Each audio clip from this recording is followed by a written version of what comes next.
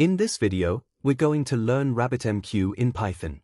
If you've worked with microservices, background jobs, or distributed systems, you've probably heard the term message queue. RabbitMQ is a message broker that accepts, stores, and forwards messages between applications. But why do we need it? Let's find out. Imagine we have two applications. One application creates an order. Another application needs to process that order. Instead of directly calling the second application, we can send a message to RabbitMQ. The first application becomes the producer. RabbitMQ stores the message in a queue. And the second application becomes the consumer. Suppose an e-commerce application receives an order. After creating the order, we might need to send an email, process payment, update inventory, generate an invoice, send a notification. Instead of doing everything inside the HTTP request, we can put tasks into RabbitMQ. This makes the system more loosely coupled and allows background workers to process tasks.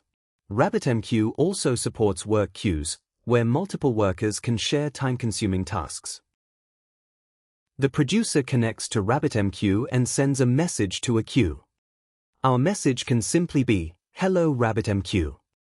The producer doesn't need to know how the consumer processes the message. It only needs to publish the message. The consumer connects to RabbitMQ and waits for messages.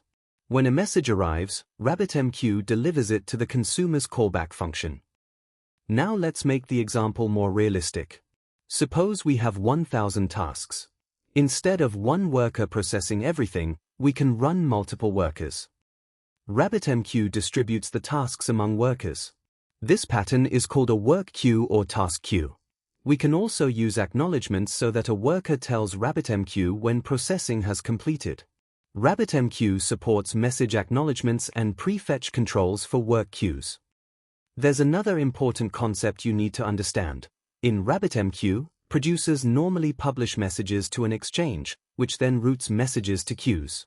A direct exchange can route messages using a routing key, while a topic exchange supports pattern-based routing.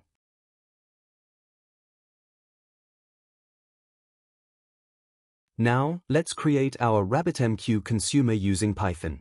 First, we import the Pika library. Next, we create a connection to RabbitMQ using blocking connection and specify the host as localhost. Once the connection is established, we create a channel. A channel is a lightweight communication path used to interact with RabbitMQ. Next, we declare a queue called hello. If the queue already exists, RabbitMQ uses the existing queue. If it doesn't exist, RabbitMQ creates it. Now we define our callback function.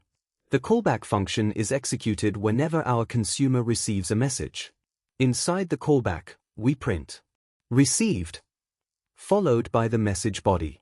Because the message body is received as bytes, we use decode to convert it into a readable string. Next, we call basic_consume. Here, we tell RabbitMQ that our application wants to consume messages from the hello queue. We also provide our callback function. The auto_equals true option tells RabbitMQ to automatically acknowledge the message after it is delivered to the consumer. Finally, we print waiting for messages. Now, let's create the RabbitMQ producer using Python. The job of a producer is simple: connect to RabbitMQ and send a message to a queue. First, we import the Pika library. Next, we create a connection using blocking connection and connect to RabbitMQ running on localhost. Once the connection is established, we create a channel. The channel is the communication path between our Python application and RabbitMQ. Next, we declare a queue called hello. This ensures that the queue exists before we publish our message. Now comes the important part, sending the message. We use the basic_publish method. Here, the exchange is an empty string, which means we're using RabbitMQ's default exchange. The routing key is hello. This tells RabbitMQ to route the message to the hello queue. And finally, our message is hello RabbitMQ. Once the message has been published successfully, we print message sent. And finally, we close the RabbitMQ connection. So the complete flow is Python producer RabbitMQ hello queue. When our consumer is already running, it receives this message and executes its callback function. The consumer will display received, hello RabbitMQ.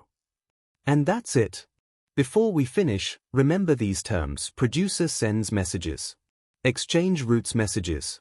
Routing key helps determine where a message goes. Queue stores messages. Consumer processes messages. Acknowledgement tells RabbitMQ that processing has been completed. Thank you for watching.